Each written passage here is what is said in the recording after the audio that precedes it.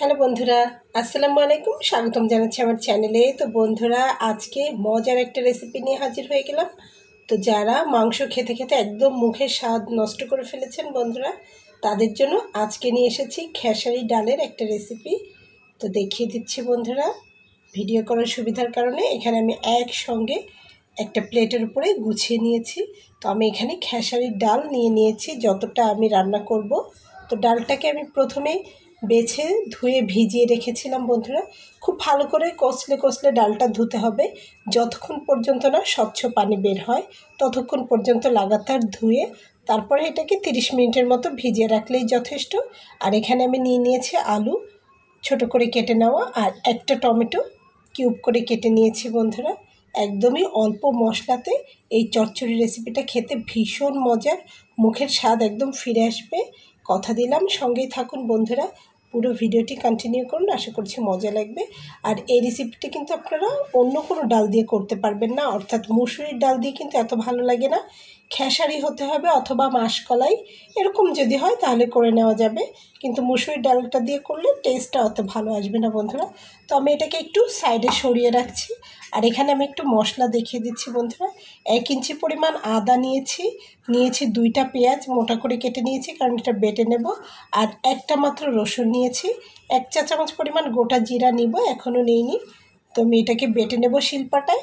তো দেখিয়ে দিচ্ছি আপনাদের, চলুন বন্ধুরা। এই যে শিলপাটায় চলে এসেছি, এখন আমি এখানে মশলাগুলো দিয়ে নিচ্ছি। দেখুন, একদম মিহি করে বেটে নেব, চাইলে আপনারা ব্লেন্ডারও করতে পারেন। এই যে এখানে নিয়ে নিচ্ছি 1 চা চামচ পরিমাণ গোটা জিরা, তারপরে দিয়ে নেব সামান্য পরিমাণ একটু পানি দিয়ে একদম মিহি করে বাটনাটা বেটে নেব। মশলাটা কিন্তু আমার বাটা হয়ে গেছে। আমি কিন্তু এখানে কোনো রকম ঝাল বেটে নেইনি, কারণ এই ডালটাতে আমি ঝাল দিব না, সামান্য একটু গুঁড়া মরিচ দিব যাতে করে একটু ভালো কালার আসে। কাঁচা মরিচও দিব না আর গোটা শুকনো মরিচও দিব না, খেতে বেশ অন্যরকম লাগবে কিন্তু ঝালটা একটু কম হলে। তো দেখুন এই যে, আর এই ডালে অবশ্যই, অর্থাৎ খেসারির ডালে অবশ্যই একটু আদা বাটা দিতে হবে। আর রসুন তো সব ধরনের ডালেই আমরা দিয়ে থাকি। তো বন্ধুরা, এই যে বাটনাটা হয়ে গেল। চুলাতে একটা কড়াই দিয়ে নিয়েছি, কড়াইটা গরম হয়ে গেছে, তাতে আমি এখন তেল দিয়ে নিচ্ছি। যতটুকু প্রয়োজন তেল আপনারা দিতে পারেন ওরকম দিয়ে নেবেন, অল্প পরিমাণ তেল দিলেই হবে। পরিমাণ মতো তেল আমি দিয়ে নিয়েছি। এখন আমি এর ভেতরে দিয়ে নেব 1/2 চা চামচ পরিমাণ হলুদের গুঁড়া,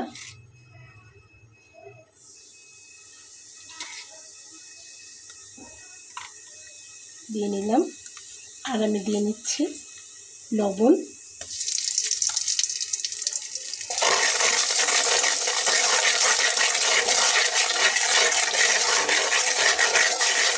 একটু নেড়ে দিলাম। তারপরে আমি এখন প্রথমে আলুগুলো দিয়ে নিচ্ছি।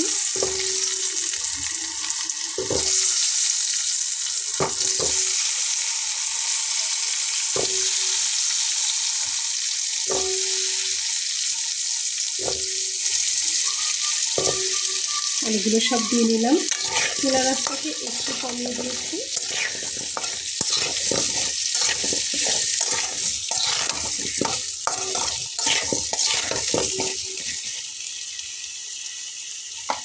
তো বন্ধুরা, এটা কিন্তু আমি কষিয়ে নেব, ভেজে নেওয়া নয়। তো দেখুন, আমি এখানে 2 টুকরো দারচিনি দিয়ে নিচ্ছি, 2টা তেজপাতা,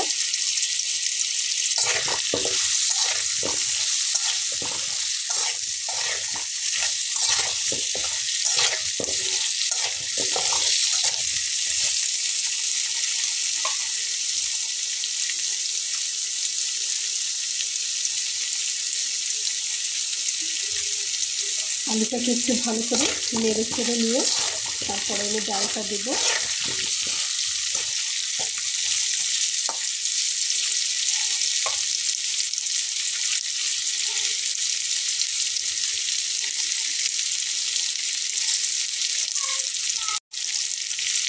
তো বন্ধুরা, এই পর্যায়ে এসে আমি ডালটা দিয়ে নিচ্ছি।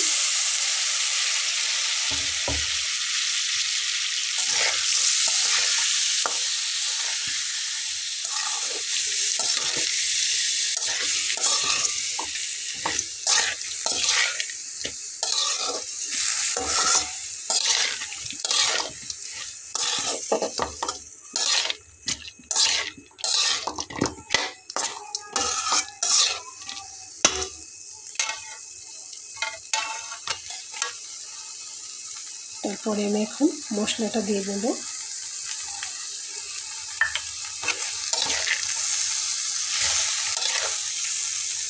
মশলাটাতে রয়েছে আদা, রসুন, জিরা, সব একবারে খুব ভালো করে নেড়ে চেড়ে কষাবো। তো বন্ধুরা খুব ভালো করে কিন্তু আমি কষিয়ে নিয়েছি, কোনো রকম কিন্তু পানি নেই এখানে। তো এই সময় এসে আমি অল্প একটু ঝালের গুঁড়া এখানে অ্যাড করে দিচ্ছি, যেহেতু এটাতে আমি কোনো রকম ঝাল দিইনি, কাঁচা মরিচও না আর শুকনো মরিচও না। তো এইটুকু ঝালের গুঁড়া দিলাম কালারটা একটু সুন্দর আসার জন্য শুধুমাত্র।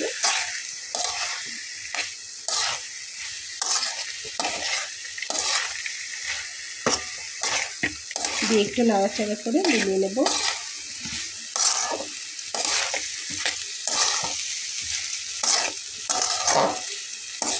তো বন্ধুরা ডালটা কিন্তু আমি 30 মিনিটের মতো ভিজিয়ে রেখেছিলাম। ডালটা একটু ভিজিয়ে রাখলে কিন্তু অল্প পানিতেই সিদ্ধ হয়ে যাবে।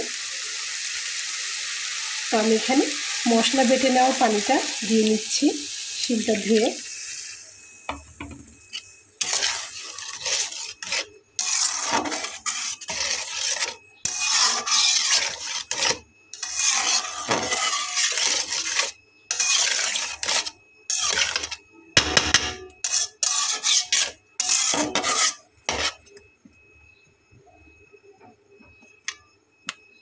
আরও একটু পানি আমি দিব, আরও একটু পানি আমি দিচ্ছি, কারণ আলুটা কিন্তু সিদ্ধ হবে, সেই পরিমাপ করে আমি আরও একটু পানি এখানে অ্যাড করলাম। বন্ধুরা পানিটা দিয়েছি, আর আমি এখানে একটা বড় ঢাকনা দিয়ে ঢেকে দিচ্ছি। ছোট ঢাকনা দিয়ে ঢেকে দিলে তেলটা উঠে যাবে, সেজন্য আমি একটা বড় ঢাকনা দিয়ে ঢেকে দিলাম। আর এটাকে আমি হতে দেব প্রায় 20 থেকে 25 মিনিটের মতো। আমি একদম 30 মিনিট পরে এসেছি, 25 মিনিট বলেছিলাম, তো 30 মিনিট পরে আমি এসেছি। আবার রান্নাটা কিন্তু একদম কমপ্লিট হয়ে গেছে। দেখুন আমি দেখাচ্ছি, আলুটাও কিন্তু সেদ্ধ হয়ে গেছে, ডালটাও খুব সুন্দর করে হয়ে গেছে। এখন আমি আগে থেকে কেটে রাখা যে টমেটোটা রেখেছিলাম সেটা উপর থেকে দিয়ে দিচ্ছি। টমেটোটা একদম গলে যাবে না, আবার ছোট ছোট দেখতে ভালো লাগবে।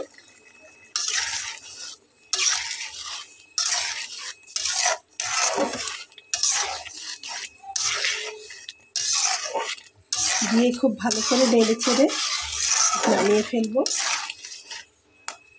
অবশ্যই এই পর্যায়ে এসে লবণটা চেখে দেখতে হবে কেমন হয়েছে।